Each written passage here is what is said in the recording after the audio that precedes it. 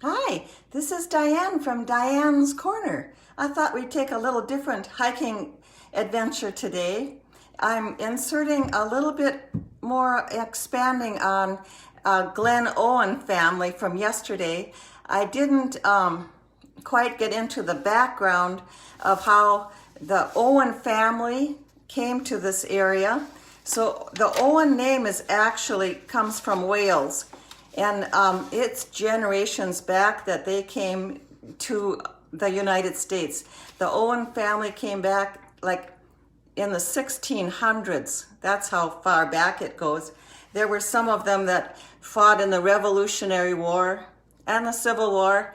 And so, but where I'm going to take up with the Owen family is my grandparents who heard about the free land in North Dakota. So for generations, the Owens family lived over in Pennsylvania, Connecticut, Massachusetts. In fact, I put a little map here so we don't have to, I have the original 13 states here on my floor to describe where they landed. About in the early 1600s, 1630 even. So you see I put the dates on there as far as the original 13. So they were part of a very early group of settlers to the United States. And Massachusetts, Connecticut, Pennsylvania, there's records of them living there. Well, they did immigrate over east, over to Iowa, and some went up to Michigan. And so my story is going to take up with 1900. Alanson Owen marries Cora May Bingham. And the Binghams were from England, and they had a similar background of coming over to the United States in the early 1600s, about 1630, and lots of details on that. But what I probably would like to share with you today is Gladys was the oldest of Lance and Cora Owen when they were in Henderson, Michigan. They were married in 1900, and Gladys was born there, and Fern, the two oldest, were girls. So I'm going to read a little bit here, some stories from the Stark County Heritage and Destiny book here.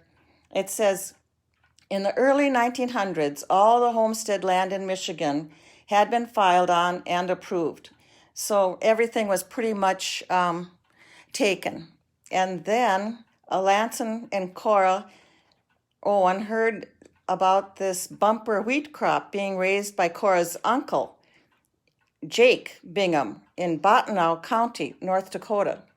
In late February 1908, Alanson and his wife and two daughters boarded the train at Henderson, Michigan, said goodbye to their families and friends, and took off for the unknown.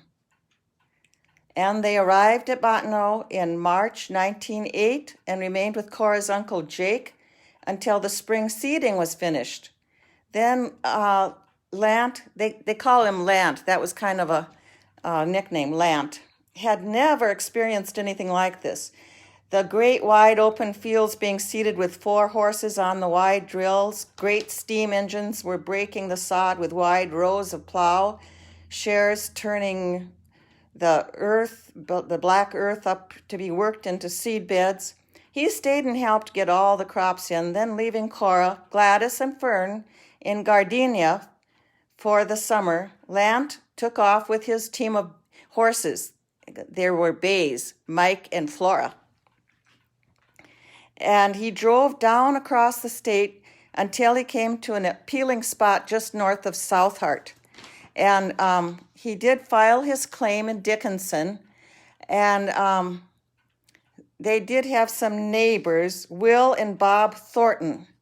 And the story goes that Lant had drove his stake and camped overnight, and the next day when he went to the office, claims Will and Bob Thornton had staked the same quarter to the north the same area anyway, within a few hours of each other. So they decided they were going to, I'm going to just take this over here to the picture of, here's a picture of my, oh, here's Cora, much older, of course. And this is sisters Gladys and Fern. And, okay, so that's just kind of a little picture there. This is Sarah May. This is what I'm talking about, my mom. Sarah May, and this is, she married Bill Buckman. So for those of you who are catching up on the story, I'm kind of going all over the place with the Owen story, but I thought it would be a good thing to hear all about their, well, anyway, he did get the land, and it was 6 miles north and west of Southart, and but he had to go back and get his family. So when the weather was unsuited for haying, they hauled lumber and built a homestead shack there with his friends, Will and Bob. And this accomplished, Lant Owen hitched the team of bays to his hay rack and headed north to Botanow to pick up his family. He obtained a job of hauling bundles for the threshing crew on the way. So it describes what they brought from Michigan, which is kind of interesting. Lant followed the sort of threshing crew up across the state of North Dakota. In late September, he was back with his family. He and Cora covered the wagon with a big canvas, loaded in their belongings, which included a sheet iron combination, heating and cooking stove, a bedstead, feather beds, wash tub, and a cooking stove. A bedstead, let's see, oh yeah, a wash tub and board, and large wash boiler, which Cora had filled with home-baked bread and rolls, all carefully wrapped with a big red and white checkered tablecloth. On October 15th, 1908, it was misting and cold. They had drove up the lone one-room shack and long haystack on the little knoll 6 miles north and west of Southart. My mom always made the comment that she didn't know. They came from quite a cultured background in Michigan. Everything was pretty handy for them there. So to come to a shack and settle in for the rest of their natural lives, they were quite the couple, and they were pioneers of the rarest kind here. So when the family was settled, Lant began to haul the hay to Dickinson to the Zimmerman livery barns. He made the 15-mile trip every other day, letting his team rest in between. Well, the family soon grew, 3 boys and 3 girls.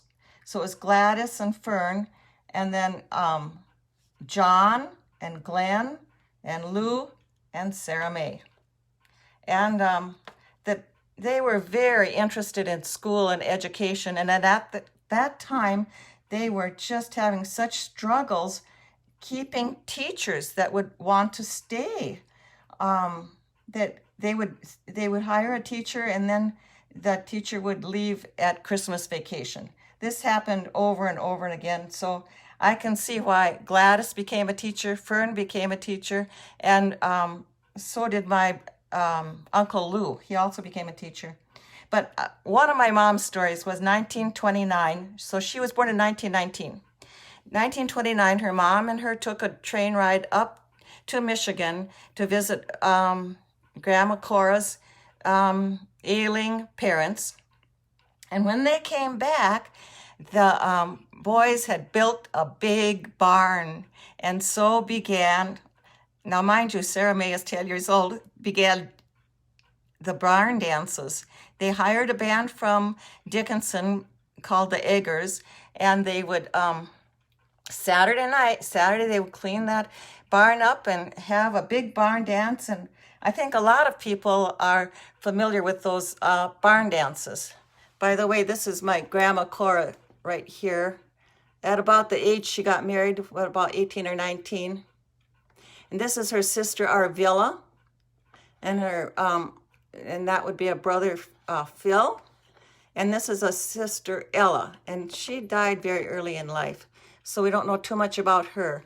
But the records that we get are from Ella's, or not Ella, but Arvilla's daughter, Varlene, had a daughter, Julie, and Julie has done a lot of Ancestry.com, and that's who has found all that information about the early 1600s and the family roots for the Bingham family, not the family from Wales, the Owen family though.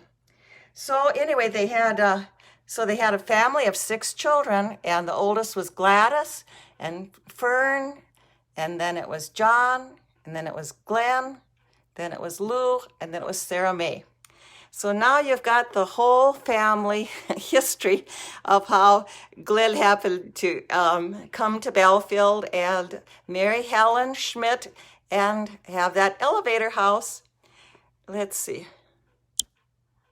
Oh yeah, I see Robbie is on here. They lived neighbors were the Obachs out there. She mentioned them fondly a lot.